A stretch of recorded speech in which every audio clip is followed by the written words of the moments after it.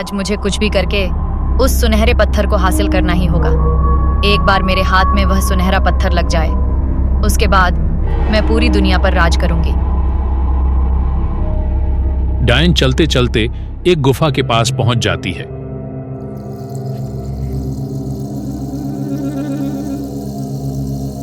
अरे लगता है ये वही गुफा है, चलो चलकर देखती हूँ।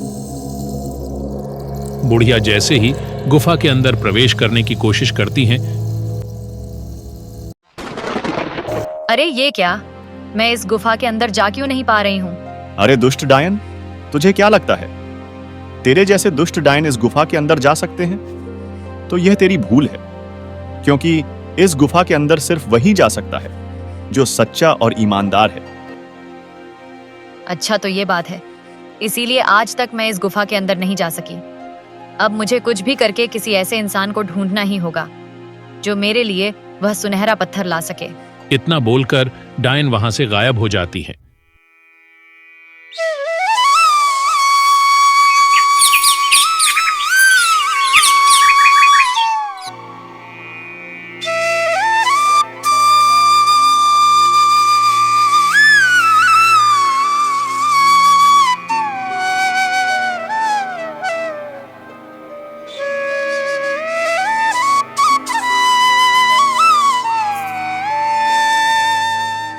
सेठ जी, मुझे कुछ पैसे दे दीजिए। मेरी माँ की तबीयत बहुत ज्यादा खराब है। मुझे अपनी माँ के लिए दवाइयाँ लेनी है। मैं आपके यहाँ काम करके आपके सारे पैसे चुका दूंगा। अरे नहीं रमेश, तुझे क्या लगता है मैं तेरे जैसे भिखारियों को मुफ्त में पैसे बांटता हूँ? तू पहले मेरे पास अपनी कोई कीमती वस्तु गिरवी रख, फिर मैं तुझे पैसे दूंगा।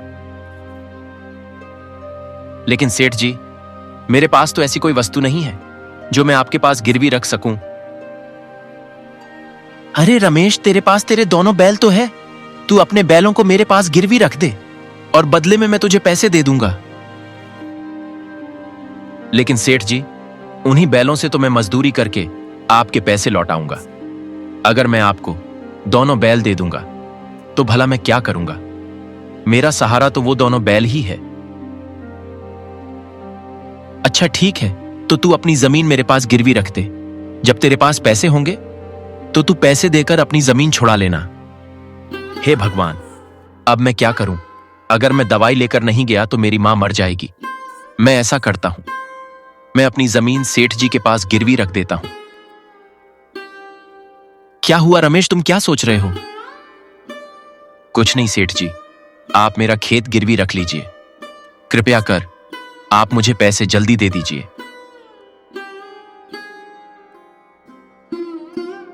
फिर वह सेठ रमेश को पैसे दे देता है। पैसे लेकर रमेश बाजार जाता है और अपनी मां के लिए दवाइयां खरीदता है। दवाइयां लेकर रमेश अपने घर के लिए निकल पड़ता है। रमेश जल्दी से अपने घर पहुंच जाता है।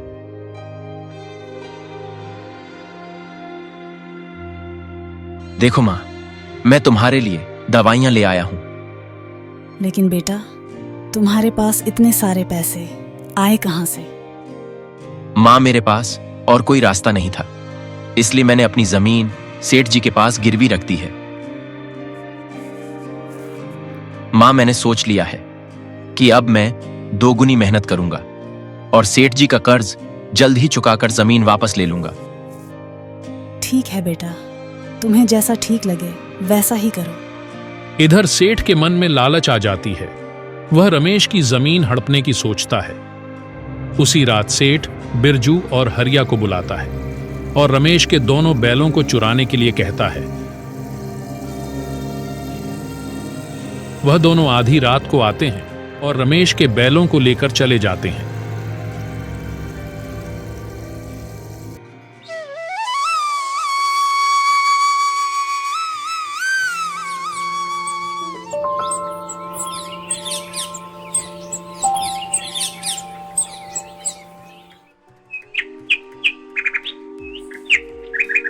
जब सुबह रमेश देखता है तो उसके दोनों बैल वहां नहीं होते हैं।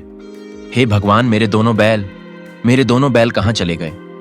मुझे लगता है मेरे बैलों को जरूर कोई चुरा कर ले गया है। उन्हीं बैलों से तो मैं मजदूरी करके सेठ जी के पैसे देने वाला था। रमेश बहुत दुखी होता है और वह अपनी मां से कहता है, मां, मैंने सोच लिया है कि मैं आज ही शहर चला जाता हूं। कुछ दिन शहर में पैसे कमाऊंगा और फिर वापस अपने गांव आ जाऊंगा और अपनी जमीन सेठ जी के पास से छुड़ा लूंगा। ठीक है बेटा, तुम्हें जैसा ठीक लगे वैसा ही करो। अच्छा मां, मैं चलता हूं। तुम अपना ख्याल रखना, मैं जल्दी लौट कर आऊंगा। इतना कहकर रमेश शहर के लिए निकल पड़ता है।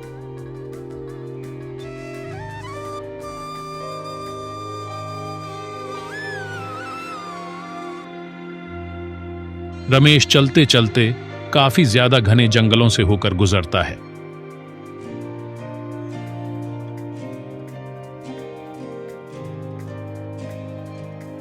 अरे राम राम राम, मैं तो चलते चलते काफी ज्यादा थक गया हूं और मुझे जोरों की भूख भी लगी है। मैं ऐसा करता हूं, इधर आसपास देखता हूं, शायद कुछ खाने के लिए मिल जाए। रमेश इतना कहकर खाना ढूंढने लगता है। काफी देर इधर उधर भटकने के बाद उसे एक आम का पेड़ दिखाई देता है। रमेश जल्दी से उस आम के पेड़ के पास जाता है और उसमें से कुछ फल तोड़कर खाने लगता है। अरे वाह, ये फल तो कितने स्वादिष्ट थे। फल खाकर तो मानव सारी थकान दूर सी हो गई। इतना कहकर रमेश वहां से निकल पड़ता है। रमेश जैसे ही थोड़ी दूर जाता है, तभी उसे किसी के रोने की आवाज सुनाई देती है। अरे ये आवाज किसकी है? मुझे तो लगता है कोई मुसीबत में है और ये आवाज तो इसी तरफ से आ रही है। चलो चलकर देखता हूं।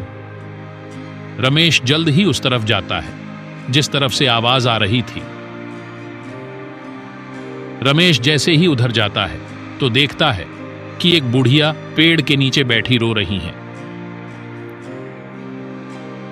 अरे माताजी, आप कौन हो और आप रो क्यों रही हो?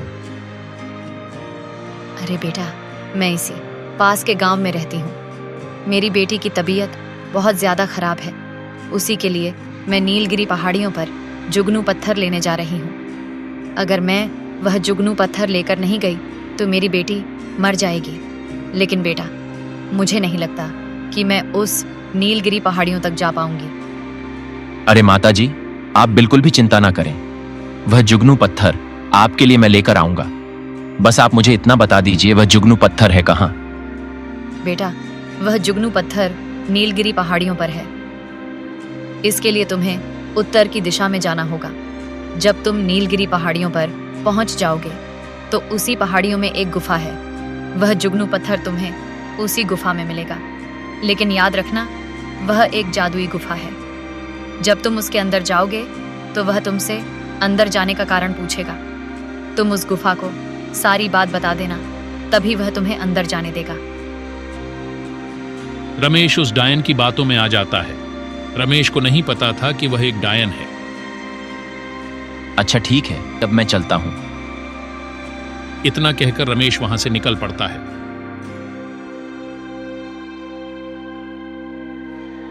रमेश चलते चलते जल्दी ही उस नीलगिरी पहाड़ियों पर पहुंच जाता है। अरे मैं तो नीलगिरी पहाड़ियों पर आ गया हूं, लेकिन वह गुफा कहीं दिखाई नहीं दे रहा है। चलो थोड़ा आगे चलकर देखता हूं। इतना कहकर रमेश आगे बढ़ता है। थोड़ी दूर जाने के बाद उसे एक गुफा दिखाई देता है। अरे मुझे लगता है ये वही गुफा है। चलो अंदर चलकर देखता हूं।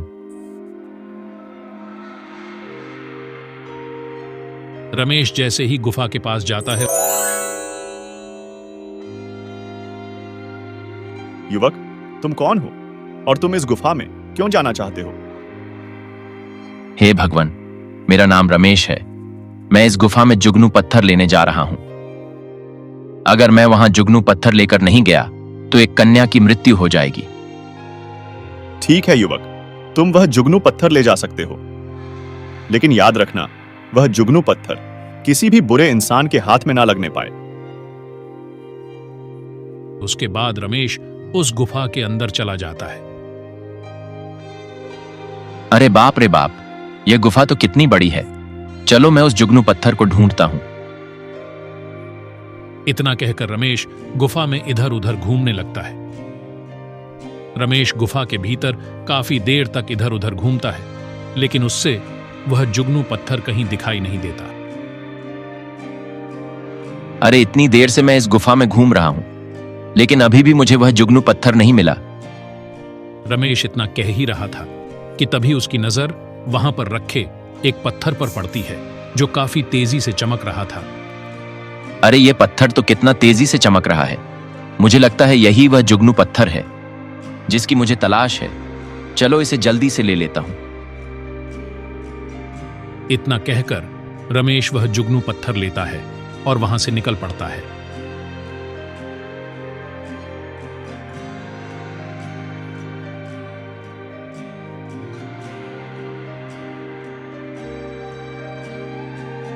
ये लीजिए माताजी जुगनू पत्थर।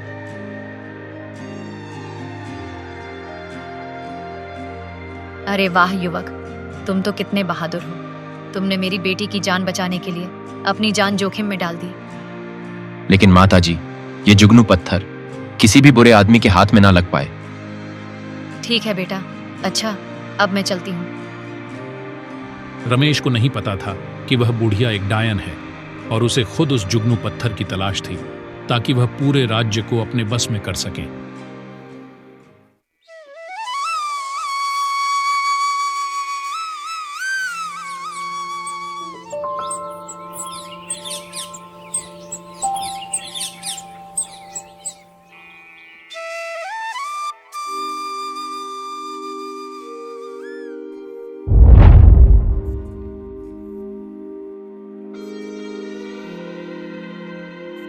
अरे दुष्ट राजा, तूने मुझे इस राज्य से बाहर निकाला था ना।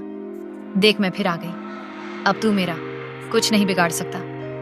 सैनिकों, तुम इस पागल जादूगरनी को पकड़ कर ले जाओ और कारागार में डाल दो। हे जुगनू पत्थर, तू इस महल के सभी लोगों को सम्मोहित करके मेरा गुलाम बना दे। इतना कहते ही राजमहल के सभी लोग उस जादूगरनी के बस में हो जाते हैं। सिपाहियों, इस दुष्ट राजा को कारागार में डाल दो।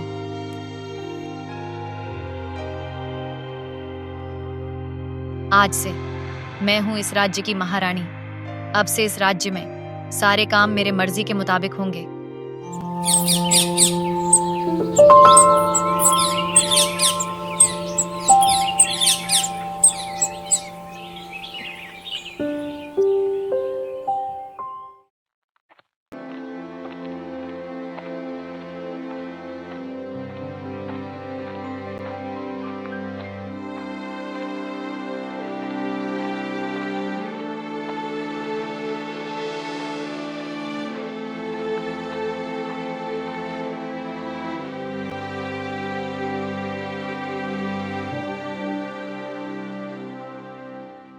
क्या हुआ जी, आज कुछ काम मिला या नहीं?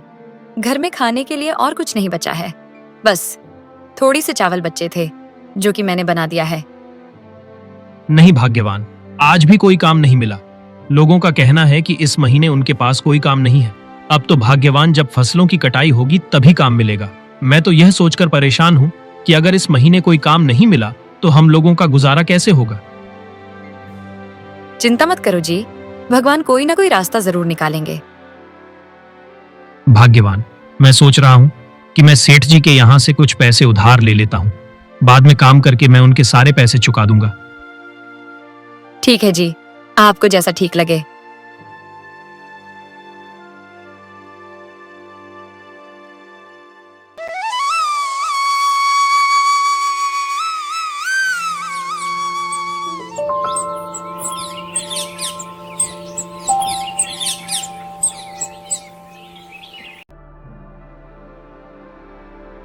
अगले दिन मोहन सेठ करोड़ीमल के पास जाता है। सेठ जी, आप मुझे 1000 रुपए दे दीजिए, मैं जल्द ही आपके सारे पैसे चुका दूंगा। अरे नहीं मोहन, मैं तुम्हें पहले पैसे नहीं दे सकता। अगर तुम्हें पहले पैसे चाहिए तो तुम्हें मेरे पास अपनी कोई कीमती वस्तु गिरवी रखना होगा। लेकिन सेठ जी, मेरे पास तो ऐसी कोई वस्तु नहीं है जो मैं आपके पास गिरवी रख सकूं। अरे कैसी बातें कर रहे हो मोहन, तुम अपनी जमीन मेरे पास गिरवी रख दो, बदले में मैं तुम्हें पैसे दे दूंगा।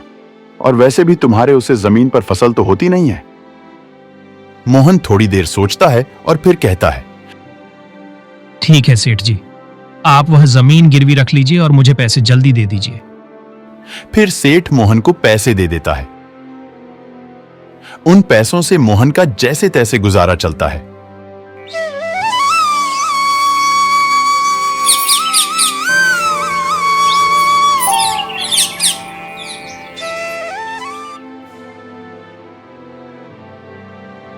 भाग्यवान, आज मुझे बिरजू के खेतों की जुताई करनी है। मैं शाम को देर से घर आऊंगा, तुम अपना ख्याल रखना। अच्छा, अब मैं चलता हूं। इतना कहकर मोहन घर से निकल पड़ता है।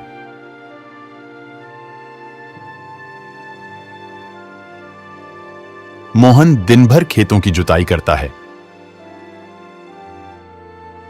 और शाम को घर आता है।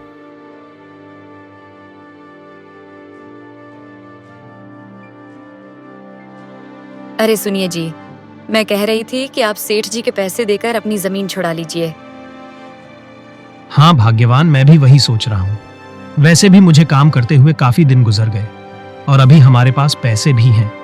मैं कल ही सेठ जी के यहां जाकर उनके पैसे दे दूंगा और अपनी जमीन छुड़ा लूंगा।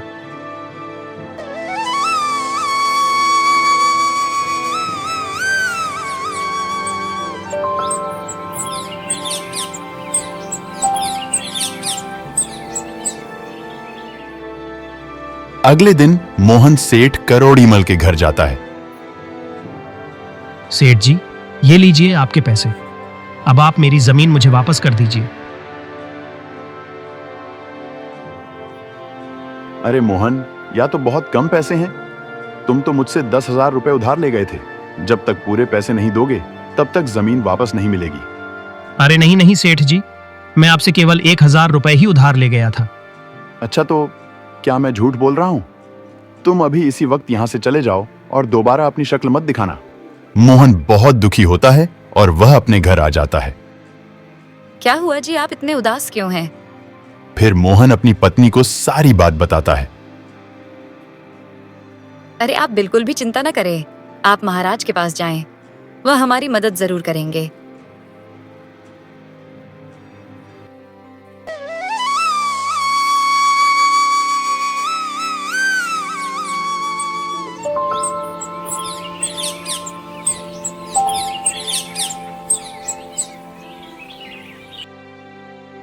अगले दिन मोहन राजमहल के लिए निकल पड़ता है।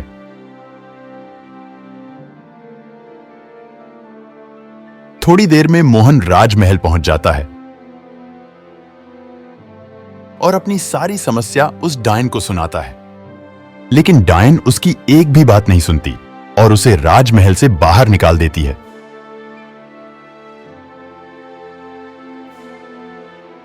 मोहन दुखी होकर जंगल की ओर चल देता है।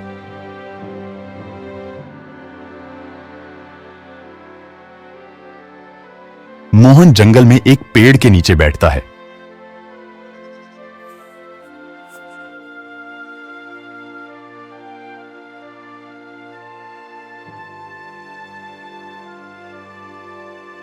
अरे भाई, क्या बात है? आप इतना उदास होकर क्यों बैठे हैं? फिर मोहन अपनी सारी कहानी रमेश को सुनाता है।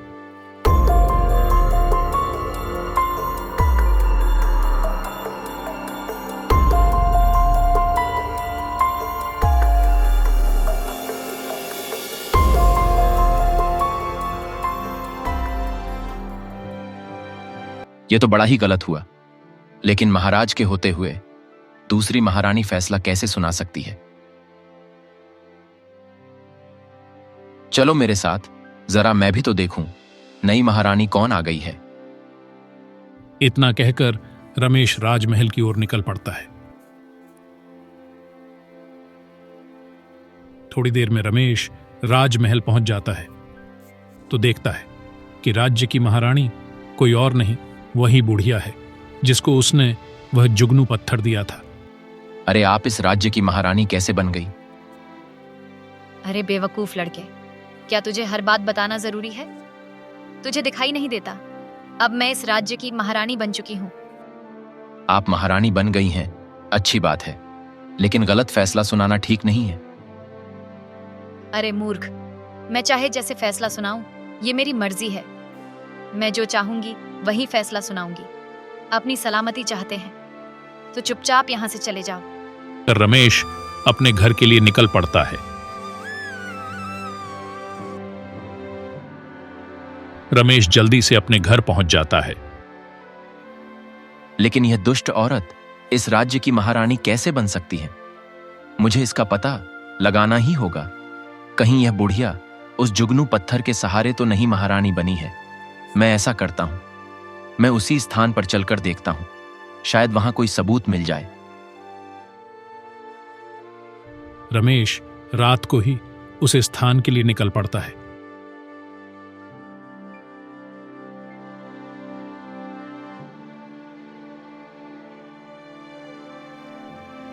हे जादुई गुफा, मेरी मदद करो। अरे भाई, क्या बात है?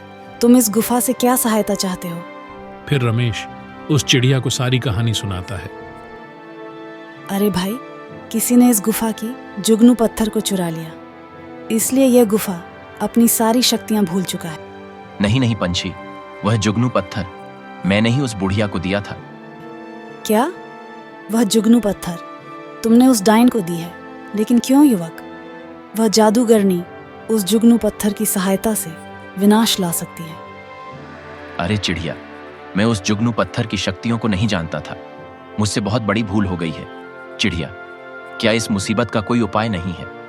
उपाय तो स्वयं वह जुगनू पत्थर ही है। अगर वह जुगनू पत्थर मिल जाए और उस जुगनू पत्थर को इस गुफा के भीतर रख दिया जाए तो सब कुछ पहले जैसा हो जाएगा। लेकिन अब वह जुगनू पत्थर हमारे हाथ नहीं लग सकता, क्योंकि वह डायन बहुत ही शातिर है। मैंने उसे ढूंढने की बहुत कोशिश की, लेकिन वह डायन मुझे कहीं नहीं मिली। अरे चिड़िया, मैं जानता हूं वह डायन कहां है। वही डायन तो हमारे राज्य की महारानी बन बैठी है। अच्छा, तो वह डायन महारानी पर बैठी है। अरे युवक, तुम मेरे साथ महल में चलो। लेकिन चिड़िया, वहां तो सैनिकों का कड़ा पहरा है, हम पकड़े जाएंगे। अरे युवक, तुम चिंता ना करो, तुम महल के दूर खड़े रहना। मैं उड़कर जाऊंगी और उस जुगनू पत्थर को लेकर आ जाऊंगी। इतना सोचकर दोनों जुगनू पत्थर की तलाश में निकल पड़ते हैं। दोनों चलते चलते जल्द ही उस महल के करीब पहुंच जाते हैं। चिड़िया, यही वह महल है जिसके अंदर वह दुष्ट डायन रहती है। तुम यहीं पर रुको, मैं अभी आती हूँ। इतना बोलकर चिड़िया महल की ओर उड़ जाती है। चिड़िया महल में खिड़की के पास छुपकर डायन को देखती है। अरे वाह वाह, इस जुगनू पत्थर के कमाल तो मेरी सोच से भी ज्यादा है। मैं कल ही महाराज को फांसी पर चढ़ा दूंगी, तभी मेरी बेइज्जती का बदला पूरा होगा। वैसे अब काफी ज्यादा रात हो चुकी है, चलो मैं सो जाती हूँ। वैसे भी कल का दिन मेरे लिए बहुत खास होने वाला है। इतना बोलकर वह जादूगरनी उस जुगनू पत्थर को वहीं पर रखकर सो जाती है। तभी वह चिड़िया आती है और जुगनू पत्थर को लेकर उड़ जाती है। तुम इस जुगनू पत्थर को उस गुफा के अंदर रख दो। इतना सुनते ही रमेश उसे जुगनू पत्थर को गुफा के अंदर रख देता है। वाह युवक, वाह! मैंने तुम्हें अच्छा इंसान समझकर वह जुगनू पत्थर दे दिया था, लेकिन तुमने वह जुगनू पत्थर उस दुष्ट डायन को दे दिया। अरे नहीं भगवान, मैं नहीं जानता था कि वह एक दुष्ट डायन है। मैं तो उसके बहकावे में आ गया था। लेकिन अब मैं चाहता हूं कि आप उस दुष्ट डायन को सजा दें। युवक, उस दुष्ट डायन के कर्मों की सजा राजा उसे खुद देगा। तुम इसकी चिंता ना करो। अरे महाराज, आपको इस कारागार में किसने डाला? आप रुकिए, मैं अभी आपको खोलता हूं। अरे दुष्ट डायन, तू मेरे कक्ष में क्या कर रही है? सैनिकों, इस दुष्ट डायन को ले जाओ और कारागार में डाल दो। राजा का आदेश होते ही सैनिक उस डायन को ले जाकर कारागार में डाल देते हैं। नदी के छोर पर बसा था एक सुंदर सा गांव रतनगढ़। घर भले ही सबके कच्चे थे, पर मन सबका पक्का। हमेशा वहां चहल पहल रहती थी। अधिकतर गांव के लोग खेती बाड़ी का काम करते थे। उसी गांव में बिरजू नाम का एक किसान रहता था। बिरजू की एक बेटी थी, लेकिन बिरजू के पास इतने पैसे नहीं थे कि वह उनकी शादी कर सके। बिरजू उदास होकर घर में बैठा था। तभी उसकी पत्नी आती है और कहती है, क्या हुआ जी, आज आप इतने उदास होकर क्यों बैठे हैं? आपकी तबीयत तो ठीक है ना? हाँ भाग्यवान, मेरी तबीयत तो ठीक है। मैं सोच रहा था कि अब हमारी बेटी काफी बड़ी हो गई है। अब हमें कोई अच्छा सा घर देखकर उसकी शादी कर देनी चाहिए। हाँ जी, आप बिल्कुल ठीक कह रहे हो, लेकिन अभी हमारे पास इतने पैसे नहीं हैं और अच्छा घर ढूंढने का मतलब दहेज भी ज्यादा देना पड़ेगा। तुम उसकी चिंता मत करो, मैं पैसों का इंतजाम कहीं ना कहीं से कर दूंगा। बस कोई अच्छा सा घर मिल जाए। आप इतनी जल्दी पैसों का इंतजाम कहाँ से कर देंगे? बिरजू कुछ नहीं बोलता और सोने चला जाता है।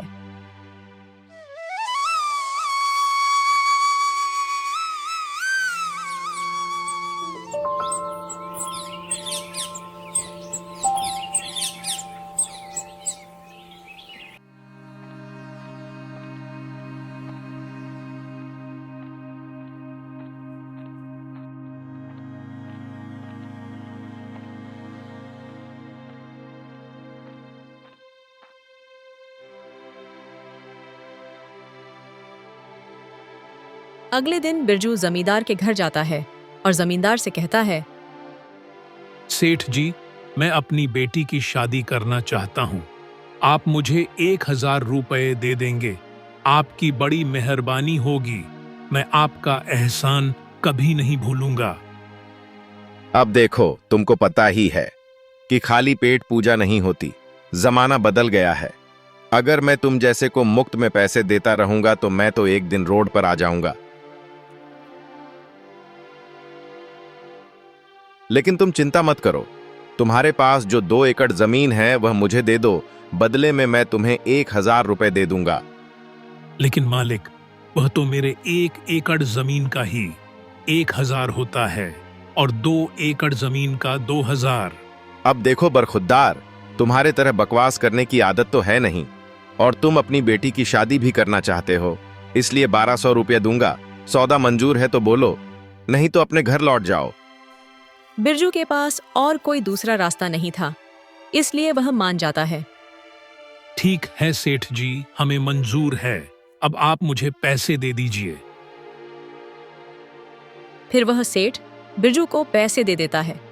पैसे लेकर बिरजू अपने घर की ओर चल देता है। तभी उसका नौकर हरिया वहां आता है। अरे वाह मालिक, आपके शातिर दिमाग को तो मान गया। आपने पूरे 2000 की जमीन केवल 1200 रुपये में खरीद ली। अबे चुप कर, बकवास करना बंद कर और सीधी तरह से अपना काम कर, वरना तुझे भी काम से निकाल दूंगा और एक पैसा भी नहीं दूंगा। हरिया चुपचाप वहां से चला जाता है।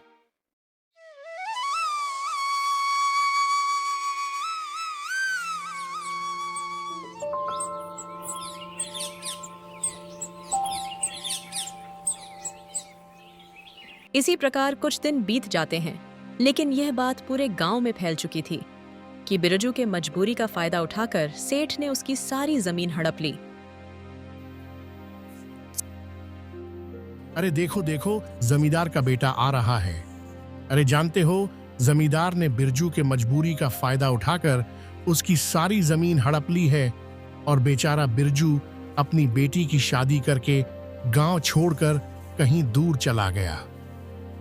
अरे बेचारा करता भी क्या, जिस गांव में जमींदार जैसा बेईमान हो वहां भला कौन रहना चाहेगा।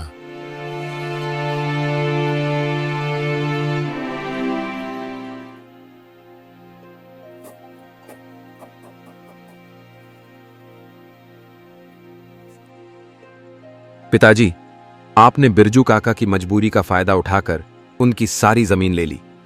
आपकी वजह से ही बिरजू काका को गांव छोड़कर जाना पड़ा। अरे तो इसमें मैं क्या करूं? मैंने थोड़ी ना उससे कहा था, वह खुद अपनी जमीन बेचने के लिए मेरे पास आया था। लेकिन पिताजी, सारा गांव जानता है कि वह जमीन 2000 की थी और आपने उसे केवल 1200 रुपए में खरीद लिया। अरे तुझे क्या पता जमीन की कीमत? जब तू बड़ा होगा तब तुझे पता चलेगा। मेरे पिताजी का सपना 100 एकड़ जमीन का था, लेकिन वह केवल 70 एकड़ जमीन ही कर पाए थे और चल बसे। लेकिन आज मैं 70 से पूरे 700 एकड़ जमीन कर लिया हूं। लेकिन पिताजी, दूसरों की मजबूरी का फायदा उठाना गलत है। भगवान हमें कभी माफ नहीं करेगा। अबे चुप कर बकवास करना बंद कर और सीधी तरह से अपना काम कर।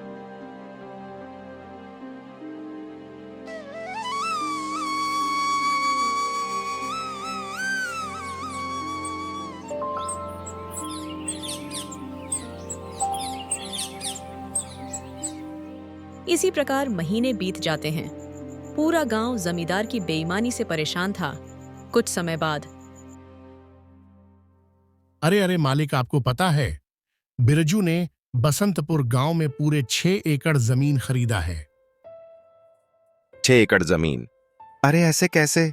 6 एकड़ जमीन खरीद लिया? जमीन कोई फ्री में थोड़ी ना मिलता है, और उसके पास इतने पैसे कहां थे कि वह 6 एकड़ जमीन खरीद लेगा?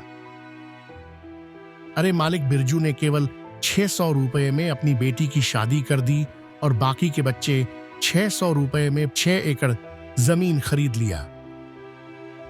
अरे 600 रुपये में 6 एकड़ जमीन? अरे मुझे तो लगता है तू पागल हो गया है। भला इतनी सस्ती जमीन कोई क्यों बेचेगा? लेकिन मालिक, मैं एकदम सही कह रहा हूं। वहां एक राजा विक्रम है जो अपनी सारी जमीनें किसानों को सस्ते भाव में बेच रहे हैं। अरे तब तो मैं कल ही बसंतपुर जाऊंगा और वहां जाकर पूरे 1000 एकड़ जमीन खरीदूंगा।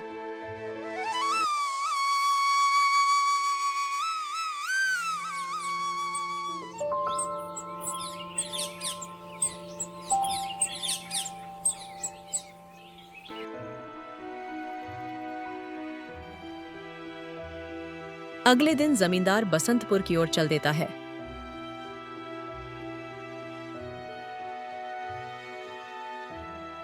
अरे वाह, वहां तो इतनी सस्ती जमीन है।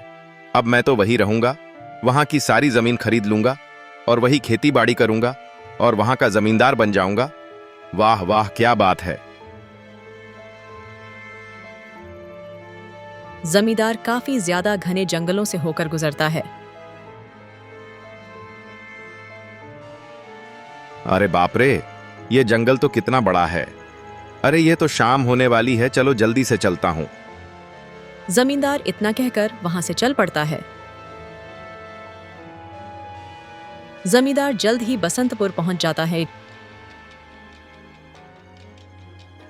अरे लगता है यही है राजा विक्रम का घर। चलो चलकर देखता हूं। महाराज, मेरा नाम सेठ करोड़ीमल है। मैं रतनगढ़ से आया हूं। मैं वहां का जमींदार हूं। मैंने सुना है कि आप जमीन बेच रहे हो, इसलिए जमीन खरीदने आया हूं। रतनगढ़? अच्छा, तो तुम बिरजू के गांव से हो। बिरजू ने मुझे सब कुछ बता दिया कि किस तरह तुमने उनकी मजबूरी का फायदा उठाकर उनकी सारी जमीन हड़प लिया। तुमने 2000 की जमीन को केवल 1200 रुपए में ले लिया। अरे नहीं नहीं महाराज, वो जमीन तो केवल 1000 रुपये की थी। मैंने फिर भी उसे 1200 रुपये दिए थे, लेकिन मुझे पता नहीं कि बिरजू ने ऐसा क्यों कहा। चलो ठीक है, यहां पर सारी जमीन 100 रुपए एकड़ है। तुम्हें कितनी जमीन चाहिए? महाराज, मुझे 1000 एकड़ जमीन चाहिए। 1000 एकड़? मुझे तो लगता है कि यह बहुत लालची है। इसे तो सबक सिखाना ही होगा। अच्छा ठीक है, तुम्हें 1000 एकड़ जमीन मिल जाएगी, लेकिन हमारी एक शर्त है। कल सुबह सूर्य उदय के बाद और सूर्य उदय से पहले तुम जितनी दूरी तय कर कर आओगे उतनी जमीन तुम्हें मिल जाएगी। ठीक है महाराज, हमें आपकी शर्त मंजूर है।